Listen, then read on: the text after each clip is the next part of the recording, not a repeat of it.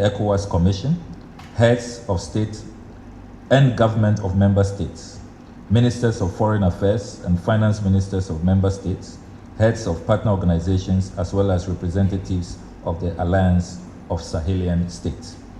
It is worth emphasizing that the host president, President Mahama, has specially invited the heads of states of the 3 AES countries to join us commemorate this momentous occasion. This special launch will be hosted by President of the Republic of Ghana, His Excellency John Dramani Mahama. As we reflect on the state of our regional economic community, it is no exaggeration to say that the legacy of ECOWAS over the past 5 decades has been one of modest transformation, driving regional integration through harmonization of policy, pooling of resources, and cooperation for a collective and strategic combat against a myriad of problems confronting the region. Through protocols such as the ECOWAS Trade Liberalization Scheme, ECOWAS Brown Card Insurance Scheme, and the ECOWAS Free Movement of Goods, Persons, Residents, and Establishments, the regional body has achieved an appreciable level of regional integration with an enviable track record on the continent.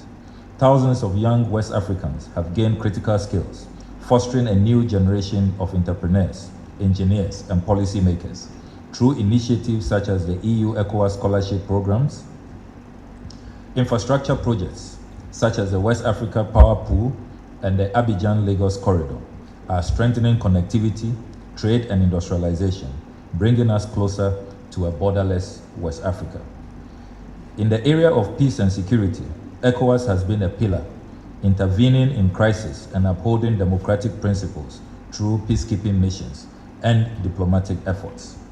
Yet recently, the impact of ECOWAS in forging together an integrated regional economic bloc of 50 member states has been somewhat diminished in the face of political and security challenges, which have led to the withdrawal of 3 member states, Mali, Niger, and Burkina Faso. The 3 member states, as we all know, have since formed the AES, which is the Alliance of Sahelian States. While this is a challenge for regional cohesion, ECOWAS, in response, must reinforce diplomacy, enhance security, and remain resolute in its vision of a united and prosperous West Africa.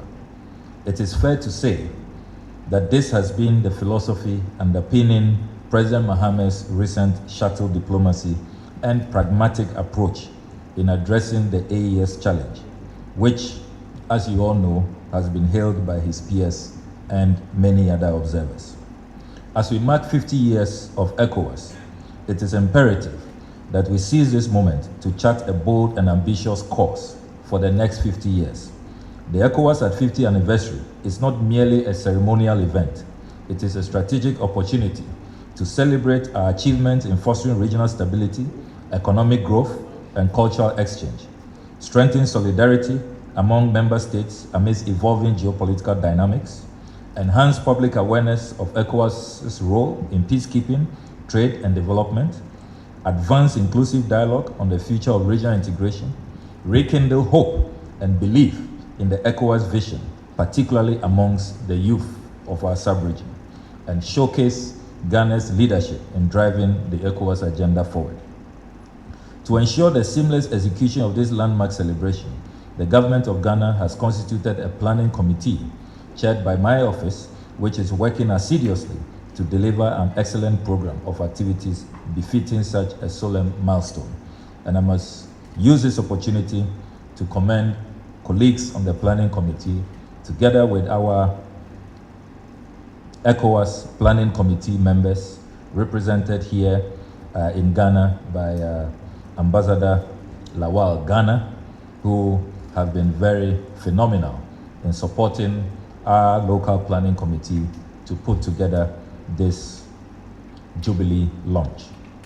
The success of this event is a national priority, while the ECOWAS Commission will bear the majority of the financial burden. And I must emphasize this for those who may say that in this period of austerity, Ghana is probably attracting more expenditure. I must emphasize that this is burden sharing, and all ECOWAS member states have contributed to the kitty. And so this commemoration would largely be borne by ECOWAS, and Ghana's contribution, to say it very bluntly, will be minimum. The majority, the main contribution is from the ECOWAS Commission. Having said that, Ghana's commitment to providing security and logistical support underscores our unwavering dedication to regional unity. We therefore seek the full endorsement and collective support of all stakeholders, government agencies, private sector partners, civil society, and the people of Ghana, to ensure that this celebration is world-class, befitting our nation's reputation as a leader in diplomacy and regional integration. 50 years ago, on the 28th of May 1975, visionary leaders from across West Africa came together to sign the Treaty of Lagos, giving birth to an ambitious project, creating a regional bloc that will promote economic integration and improve the lives of our people. At that moment, they laid the foundation for what will become a formidable force for progress, unity, and peace on our continent. Since then, ECOWAS has evolved beyond its economic origins to become an institution that stands as a pillar of democracy, a guardian of regional security, and a beacon of social and cultural integration, and a promoter of human capital development that is working to ensure food security in a sustainable way. On this occasion, let us remember that regional integration is not just about policies, it is about people. It is about the entrepreneur in Accra and Abidjan, the student in Lagos and Dakar, the journalist in Lome and Freetown, and the peacekeeper in Banjul and Bissau. It is about the farmers, traders, artists, and innovators who believe in a future where West Africa stands united in strength, stability, and shared prosperity. This Golden Jubilee is more than a commemoration of time. It is a testament to the resilience, cooperation, and shared aspirations of West African nations in their pursuit of deeper cooperation in the areas of trade and investment, human capital development, agriculture, health, good governance, infrastructure development, peace, and security. This is why it is indeed a singular honor that at the 66th Ordinary Session of the ECOWAS Authority of Heads of State and Government, Ghana was entrusted with the privilege of hosting the official launch of this auspicious occasion. As already indicated, the launch ceremony will serve as a launch pad for a year-long series of events in other member states of the ECOWAS region. West Africa is looking up to Ghana, and Ghana is definitely ready to lead this celebration with pride, purpose, and excellence. And together, as one people, we shall reaffirm our unshakable commitment to a stronger, more united ECOWAS. I thank you very much. I shall now take your questions.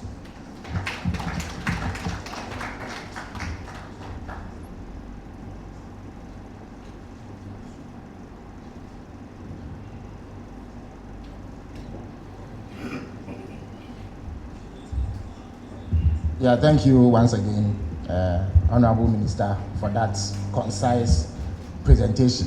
In the interest of time, we would expedite the question and answer session. So I would ask all those who may have questions relating to the presentation that is made or any other matter that is relevant to the work of the Foreign Ministry to put up their hands and step forward, ask those questions. Each questioner will be limited to one question in the interest of time. Please come forward if you have a question. The reason why we ask you to come forward is that the cameras want to capture the questioner. Elsewhere, the questioner is not shown. It's the question that is captured. But here, we want to see who is asking the question. Yes. So we'll take 5 questions in this session, and then the Foreign Minister would answer them, and then another 5 members. So please step forward if you have a question. Yes. Identify yourself and limit yourself to one question. So if you have more than one, please prioritize. Thank you very much. Yeah. Honorable Minister, thank you for having me. Please speak up. So, my name is Victor Cariou, the Radio France International correspondent among other media here in Ghana. So because we are talking about ECOWAS, I would like to focus on the future of bilateral relation between Ghana and Côte d'Ivoire, especially in the situation of former Prime Minister of Côte d'Ivoire, Mr. Soro. My question being, is welcoming a person wanted by Côte d'Ivoire in Ghana's soil not going to damage the diplomatic relations with Côte d'Ivoire, in your opinion? Thank you. Thank you very much. Thank you. My name is Ataminsa from Ghana News Agency. I want to find out the number of heads of state that will attend the lunch, and then the common currency for ECOWAS. How far? If you can update us. Thank you. Good morning. My name is Godwin Asidiba. I work with Media General. My question has to do with a story we have been working on for close to a year now, and it has to do with some 14 Ghanaian men who are stuck at the front line of the war in Russia. Some of them have died. Others are also hoping that they would be able to return home, but their passports have been confiscated. I would want to know if this has been if you are aware about this particular situation, and possibly what can be done about it. Thank you. Okay. We have space for 2 more questions, if anybody has any. All right, the Foreign Minister will now answer these questions, after which we come back for another round.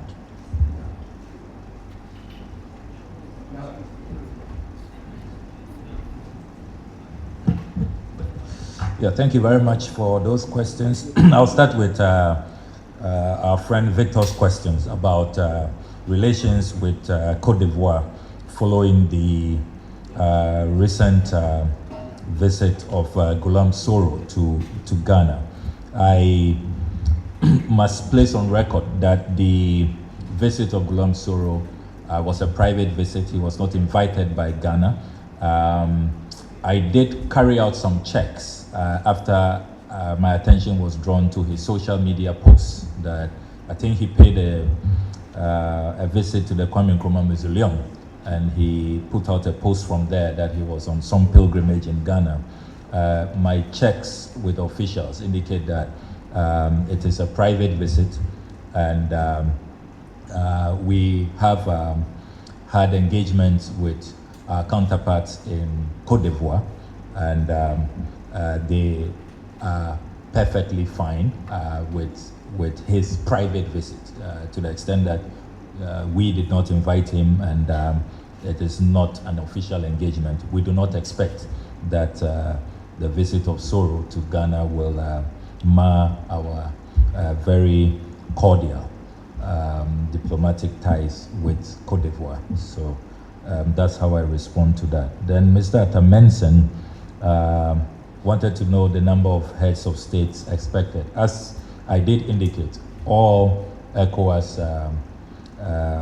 heads of state have been invited for this event, including heads of state of the AES countries.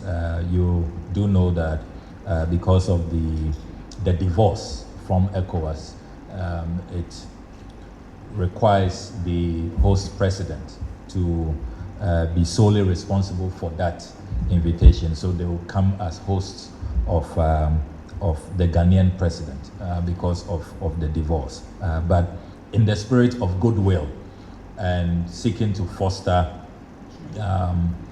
reunification, which we hope that will be achieved in the shortest possible time, all sides, when President Mahama discussed with his colleagues that he wanted to invite the AES heads of state, he did not face any opposition or resistance, which is really a good sign that there is that genuine commitment and desire for ECOWAS to be fully reintegrated. And those of you who followed President Mahama's state visits to these AES countries, you'll recall that they did indicate that if ECOWAS will recognize their bloc, the AES bloc, and will not mind inviting them as a bloc, not as individual countries, then they were open to the idea. So President Mahama has briefed the chair of ECOWAS, President Tinubu, as you do know, following his shuttle diplomacy. And President Tinubu has said that at the next ECOWAS Heads of State Summit, President Mahama will be given the floor to present a detailed report of his engagements, so that some of these considerations and the concessions, which I imagine will be discussed by heads of state. You need also to recall that during this launch, there will be the extraordinary meeting of ministers to discuss the same matter, and a report will be presented to the heads of state. So you can see a flurry of efforts to get our good neighbors to return to the fold, even if they'll return under a different guise, under a different format. What is important is that we are so interlinked, we are so intertwined, we are one people, we have common ethnic groups, a common culture, common heritage. There's so much that that binds us together, than those artificial boundaries, as you know, which were boundaries not created by us. So we are very confident that we will see a reunited ECOWAS. Then on the other question of the common currency, the vision is alive. It has not been abandoned. It's not been deserted.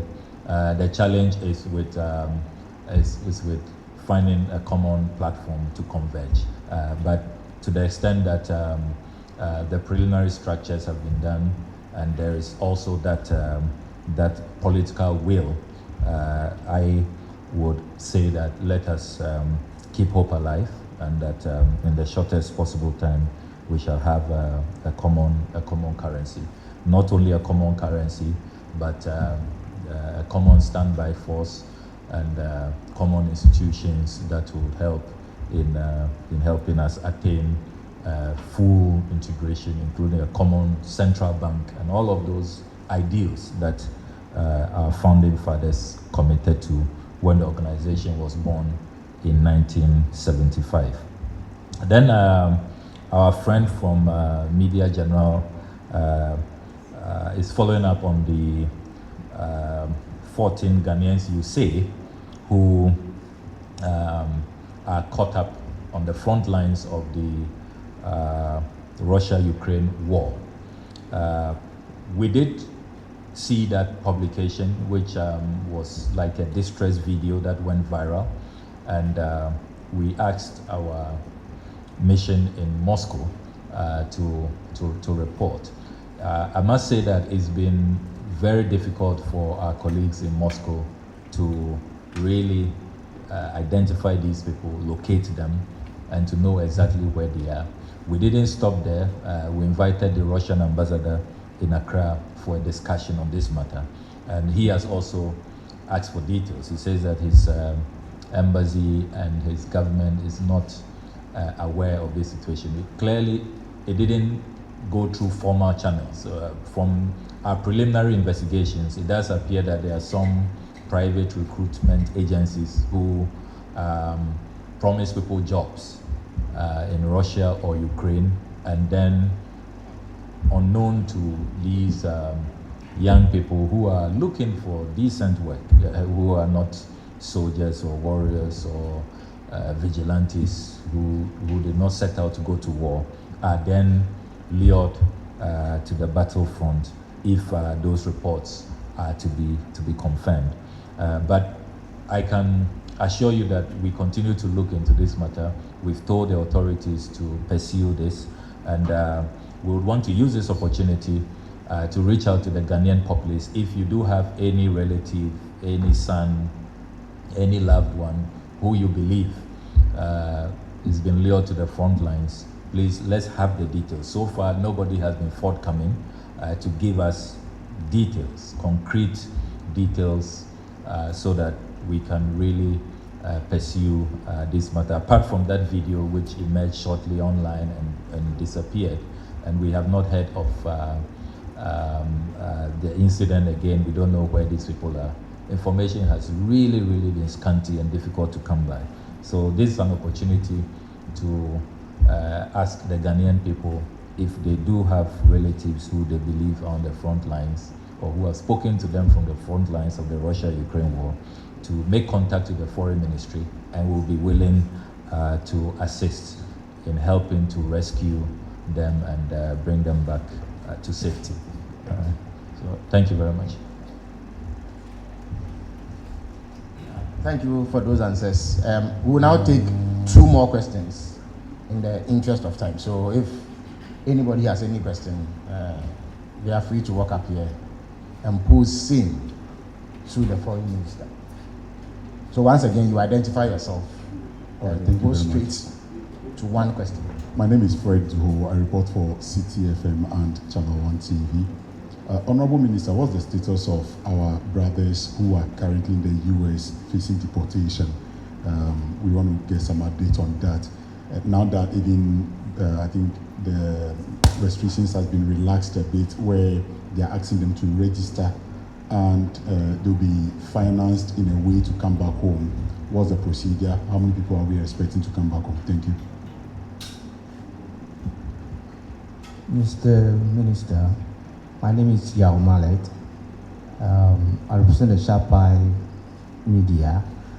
We are the publishers of the Ghana Official Handbook, co-publishers with the ISD, and the different newspaper. You did mention the launch, and the planning committee is here. Is there going to be any particular or detailed program for Ghana, as it will be a year-long celebration? I don't want to know that. All right, I will give a special dispensation to the Xinhua News Agency in the spirit of multilateralism. Thank you very much. The name is Justice Aruboy from the Xinhua News Agency. Yes, I'm just following up on Mr. Mallet's question. What was conspicuously missing from the minister's, honorable minister's presentation is arrangements for media. We would like to know the detailed arrangements for our coverage, who is going to be the media liaison, etc., so that we aren't stranded. Thank you. All right. Thank you very much. So the minister will answer these questions.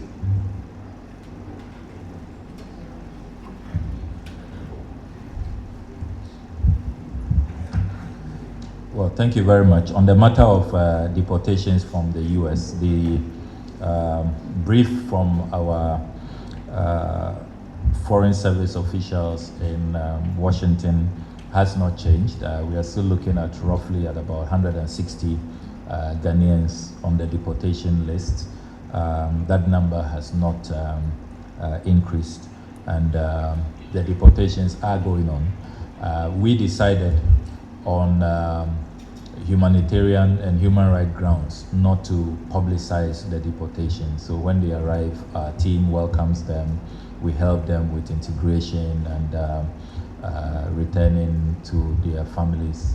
And we're working with other partners, NADMO, the Ministry of Interior, the IOM, and we are doing all of that quietly because it's important to respect the dignity of our fellow compatriots and not to subject them to media coverage and publicity that will injure their reputation and their ability to integrate, find work, and get their lives back. So that is going on, and we can provide updates anytime you want that. So moving from Fred, Mr. Mallet is asking about other programs. Yes, apart from the launch, there will be other events. Ghana is also built to host a youth dialogue where about 1,000 young people from across the sub-region will converge here to have a dialogue on the future of ECOWAS, the ECOWAS Day Ones for the next 50 years. So that youth dialogue is being organized in collaboration with the Ministry of Youth and Empowerment.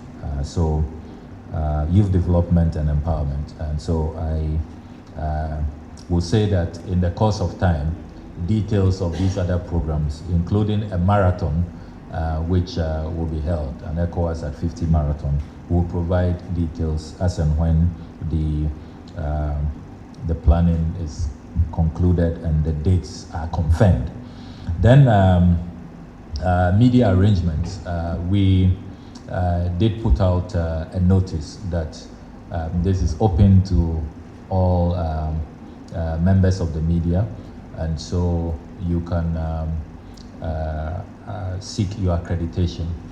So there's a portal which is active, and our director for IPAB is here. If you need any clarifications, you can see her. Madam Baba, please.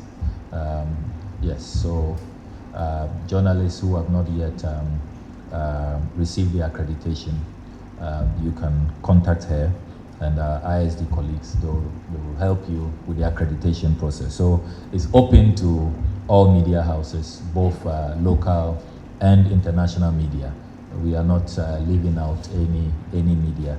And the launch itself, we have already sent out invitations, and we expect that as many of you who are able to carry the launch event live should be encouraged to do that. So I think I'm done. Thank you very much. All right, so we'll draw down the curtains on this morning's briefing by giving sincere thanks to the Honorable Minister for Foreign Affairs and Regional Integration for that impressive briefing and the thorough clarifications provided to the questions that members of the media had. I thank all of you for coming. See you next time.